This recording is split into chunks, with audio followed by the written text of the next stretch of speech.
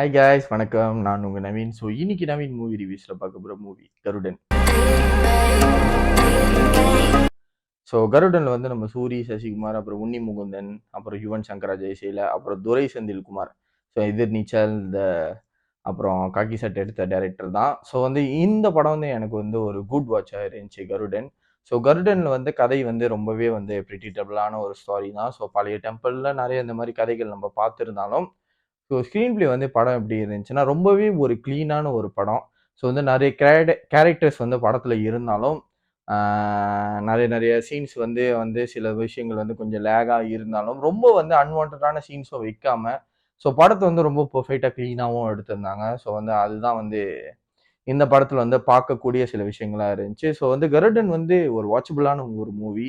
So கண்டிப்பாக வந்து அவங்க வந்து ஒரு மொக்க படமே எடுக்கல. ஸோ வந்து ஒரு பெர்ஃபெக்டான ஒரு கமர்ஷியல் எலிமெண்ட்ஸு அதெல்லாம் வச்சு கமர்ஷியல் அந்த ரூரல் ஆக்ஷன் ட்ராமான்னு வாங்கலாம். ஸோ அந்த மாதிரியான ஒரு படம் தான் கருடன்.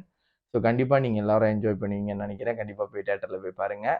ஸோ இந்த படத்தில் கொஞ்சம் கொஞ்சம் லேக் இஷ்யூ இருக்குங்க. ஸோ ஃபர்ஸ்ட் ஹாஃப்லேயும் செகண்ட் ஹாஃப்லேயும் அந்த லேக் இஷ்யூ இருந்தாலும் படமே ஒரு க்ளீனான ஒரு படமாக எடுத்திருந்தாங்க. ஸோ கண்டிப்பாக சூரியோட பெர்ஃபார்மன்ஸ் வந்து உண்மையிலேயே ரொம்ப நல்லா இருந்துச்சு.